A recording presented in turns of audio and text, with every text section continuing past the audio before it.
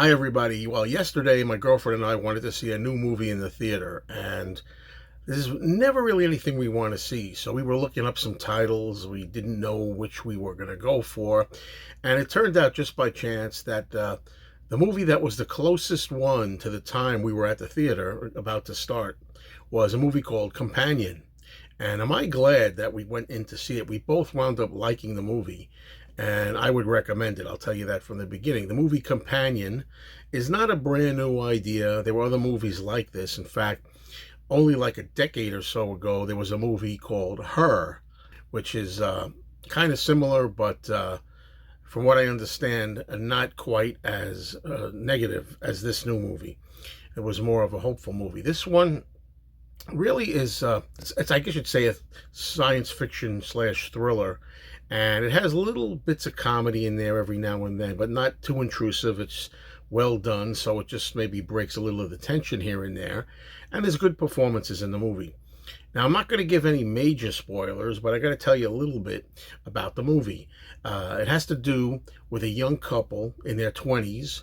Josh is played by Jack Quaid. Iris is played by Sophie Thatcher. They're both very good in the movie, Sophie Thatcher in particular. Josh and Iris go to a wonderful, lavish lake house, and they're going to spend the weekend with friends of theirs, a younger woman with an older man, I guess in his 40s. And this man, it's his lake house, and he's wealthy. As the movie progresses, we find out that Iris is actually a generative AI robot, and she becomes aware of that only when Josh finally tells her so. And then she goes a little haywire and starts going on a wild quest to survive any way she can.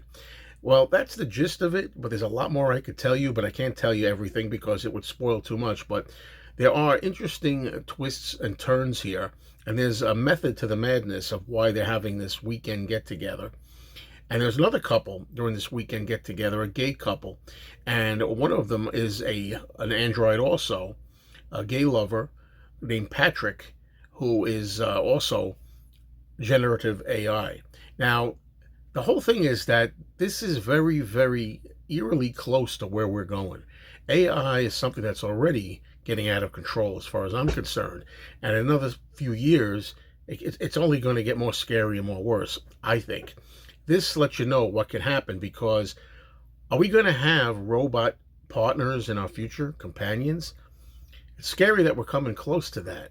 You know, humans are not perfect. They're a messed up species. We know that, and they're not able to handle it. And we make our own trouble. As I say, other movies have been here that have kind of similarities here.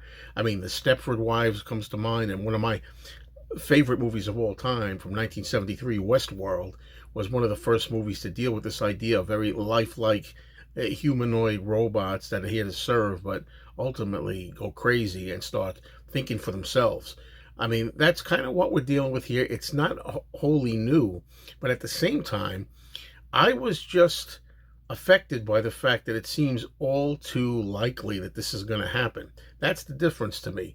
When you used to watch stuff like Westworld, you didn't see that occurring. You know, but now it's uncomfortable to know just how close we are. Another thing I liked about the movie is they don't put a year on it for the setting. They don't tell you when the events take place. Like I say, that way, you don't know whether you're dealing with 5 years in the future, 10 years in the future, 25 years in the future. You don't really know. But we know that we're close. You get the feeling that it's not too distant.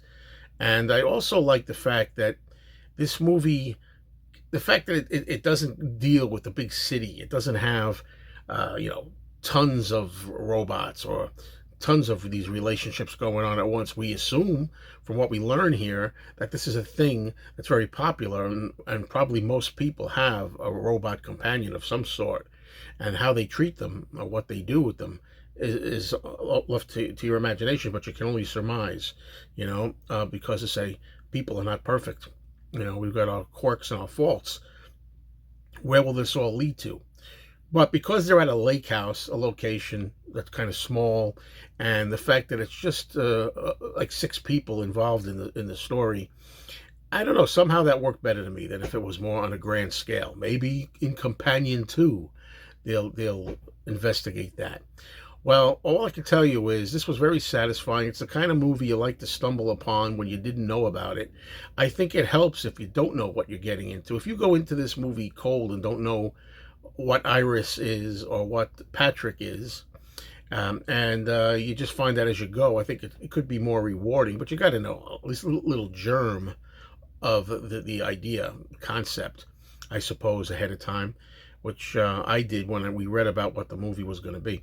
Also, I've heard from people that you want to avoid seeing the trailer for this movie because if you see the trailer, it reveals too much. But that's it. Companion, 3 out of 4 stars for me.